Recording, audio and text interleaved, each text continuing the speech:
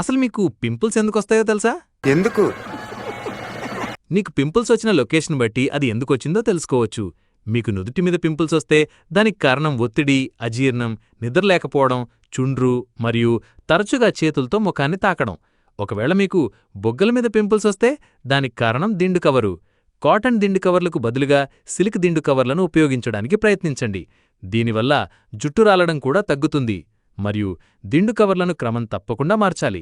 అలాగే తప్పుగా skin care తీసుకోవడం వల్ల మరియు ఫోన్ కాల్స్ మాట్లాడేటప్పుడు మీ ఫోన్ని బుగ్గలపై పెట్టుకోవడం వల్ల కూడా పింపుల్స్ వస్తాయి.